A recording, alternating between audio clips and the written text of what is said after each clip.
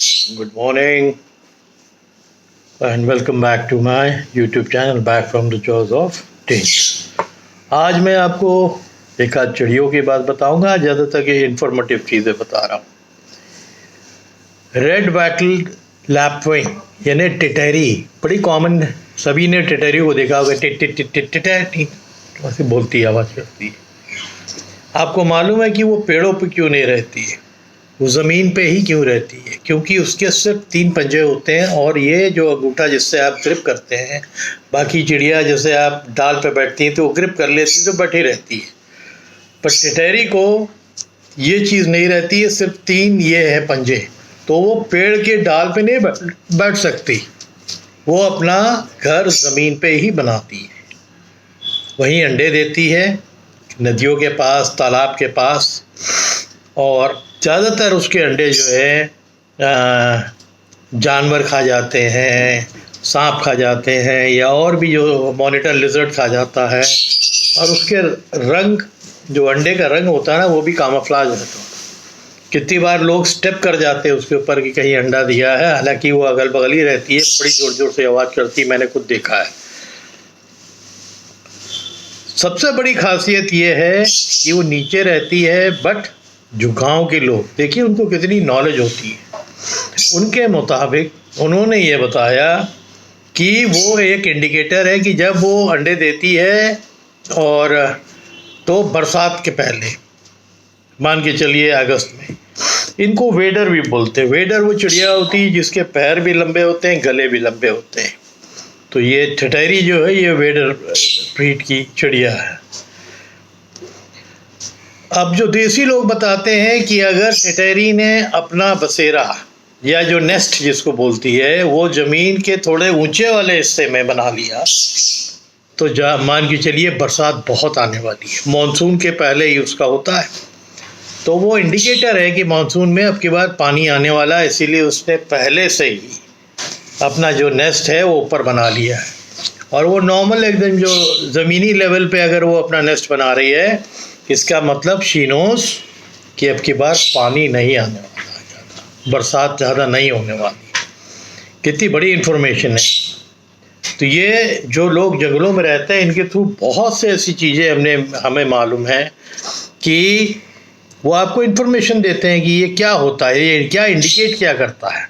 वैसे ही जो wild boar है, जंगली सूअर, क्या आपको मालूम है कि इंडिया के अंदर मैक्सिमम कैजुअलिटी जो होती है ह्यूमन बींग्स की, जो कॉन्फ्लिक्ट में वो शेर नहीं मारते हैं। मैक्सिमम कैजुअलिटीज़ वाइल्ड बोर और ह्यूमन बींग की कॉन्फ्लिक्ट में होती हैं, जिसमें अगर बड़ा वाइल्ड बोर मेल है या फीमेल है, कभी कभी तो दोनों गुस्से में, अगर खासकर बच्चे हैं, वो चार्ज करते हैं। दे हैव गॉट पावर, और 2 छोटे छोटे टस्क होते हैं जो बहुत पावरफुल होता है। मैंने बताया था एक किस्से में अपने कि हमारे फादर की जीप के टायर में उसने मारा था और टायर जो है बर्स्ट कर गया था।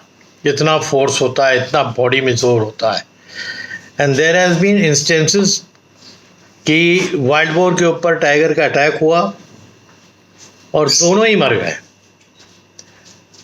वाइल्ड बोर को तो टाइगर ने खैर मार दिया उसी समय, बट टाइगर की इंजरी इतनी हो गई थी कि कुछ दिनों के बाद उस इंजरी की वजह से वो सकम कर गया, उसकी डेथ हो गई। तो टाइगर्स जो है, देखिए जो नीचे उसकी हथेली होती है ना, बहुत मुलायम होती है टाइगर की, वो बहुत संभाल के चल रहा है। प्लस बॉडी के ऊपर इंजरी उनके लिए होना है ना बहुत घातक होता है, एंड दे नो इट। उनको मालूम है, वो अपनी जितनी प्रोटेक्शन कर सकते हैं कि हम इंजर्ड ना हो, वो उनके लिए उतना ही बेहतर है, उनकी लॉन्ग लाइफ के लिए। तो टाइगर हो, लेपर्ड हो, कोई भी ऐसा जानवर है जो आपका, आप बोलते हो ना कि फूड चेन पे एकदम टॉप पे रहता है, जिसको आप बोलते हैं कि उसको कोई मार ही नहीं सकता है सिवाय उन्हीं के आप। इन फाइटिंग में भी जब टाइगर्स आपस में लड़ते हैं तो थोड़ा केयरफुल रहते हैं कि बहुत ज़्यादा घायल ना हो। घायल हो गए तो आप बेकार हो गए, आप फिर ये जो आपका जो नेचुरल शिकार है वो नहीं कर पाएंगे। कहीं दांत टूट गया तो फिर देन दे बिकम आपका कॉन्फ्लिक्ट एनिमल्स, यानी जिसको आप बोलते हो मैन ईटर्स, क्योंकि मजबूर हो जाते हैं। भाग के कोई भी तेज़ भागने वाला जानवर नहीं पकड़ पाएंगे और फिर मजबूर होके वो इंसानों की तरफ आते हैं।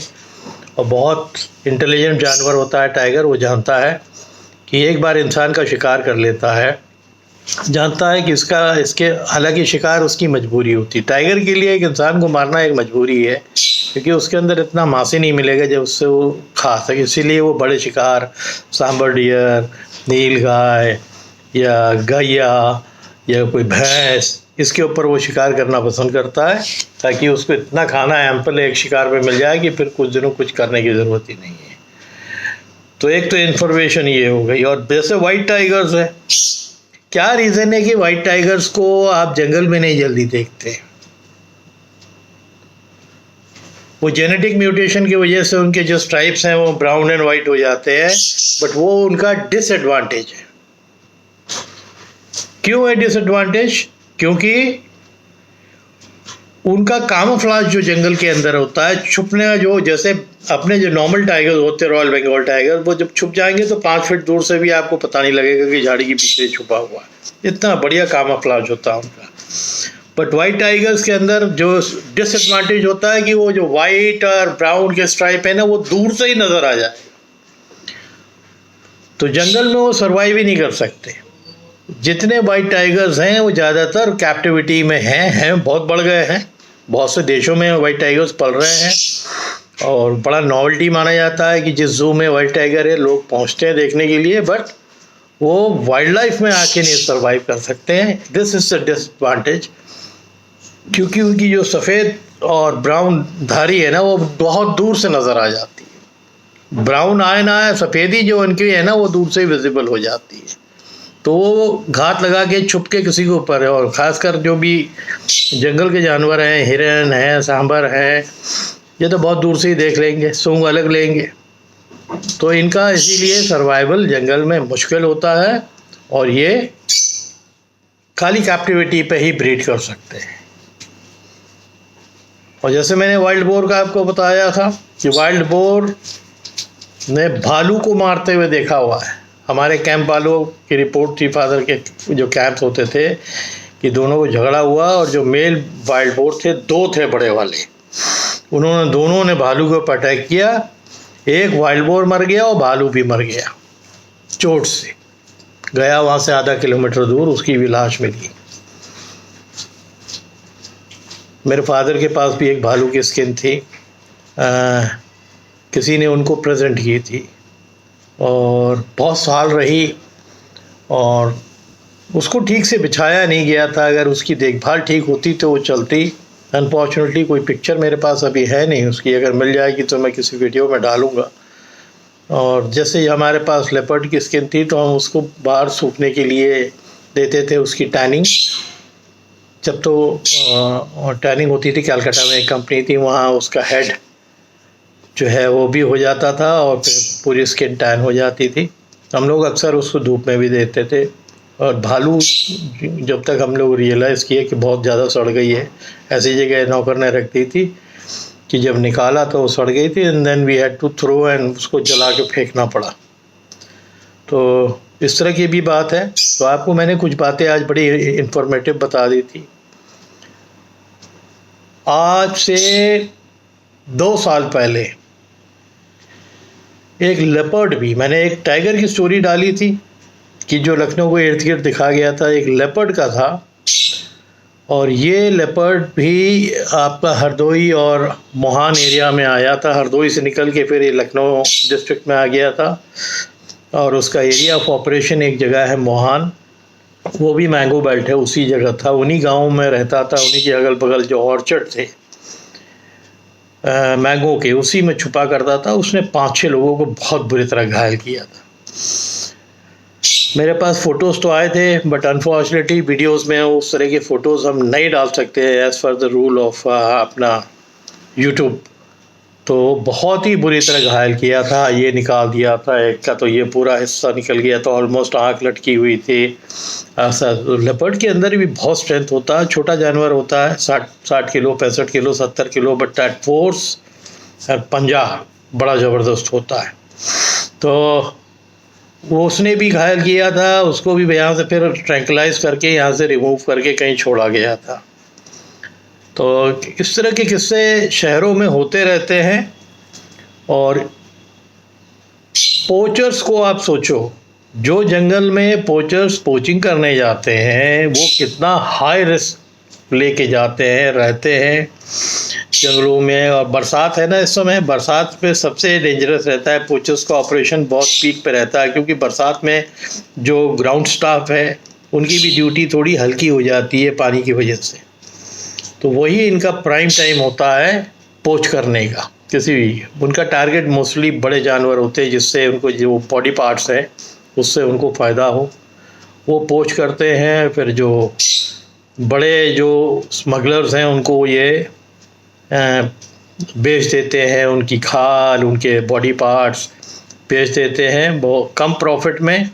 और असली कमाई वो करते हैं जो नेपाल और तिब्बत के थ्रू चाइना में मेडिसिनल यूज़ के लिए ये नाखून से लेके, मुंह से लेके, चर्बी से लेके जो भी चीज़ हो सकती है।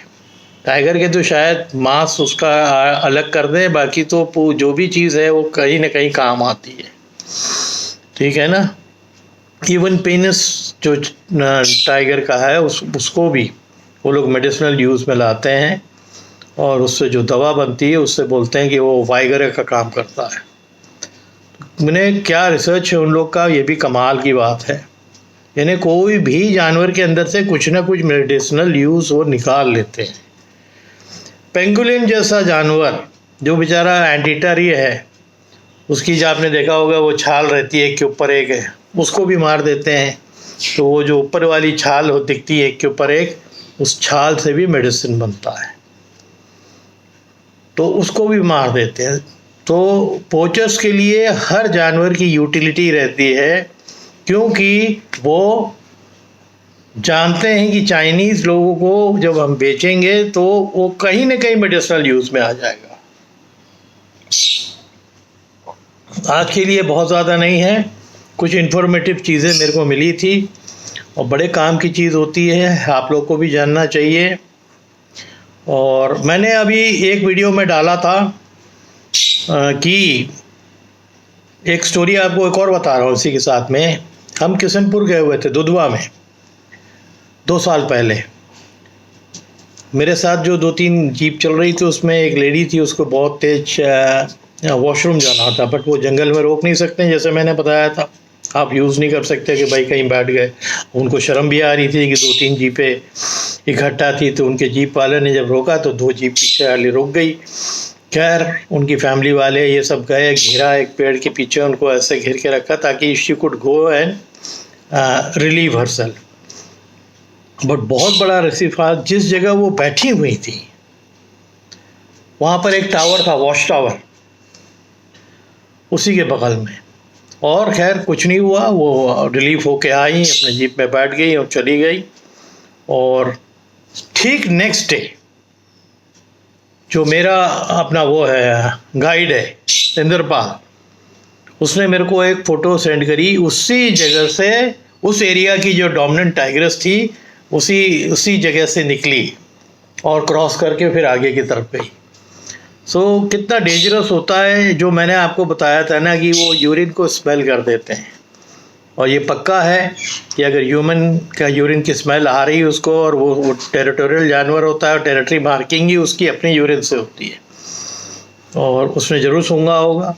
और उसने वो कह भी रहा था कि जब वहाँ से वो निकली थी उसने उसी जगह सूंघा और बहुत ऊपर नीचे उसने देखा कि किसका है। एंड आई थिंक उनको पता लग जाता है कि किसी टाइगर का वो नहीं है, किसी ह्यूमन बीइंग की यूरिन है।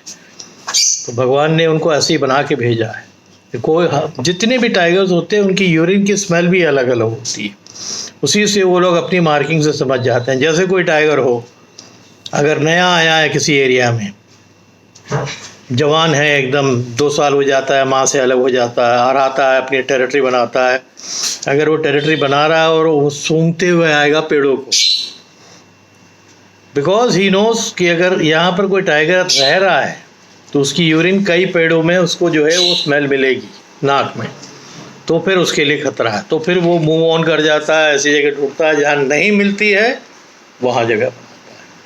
होपफुली ये वीडियो में बहुत सी इन्फॉर्मेशन वाली चीज़ें आप लोग को मिल गई होंगी, आगे और भी डालता रहूँगा। आप लोग हेल्दी रहें। चलो, थैंक यू।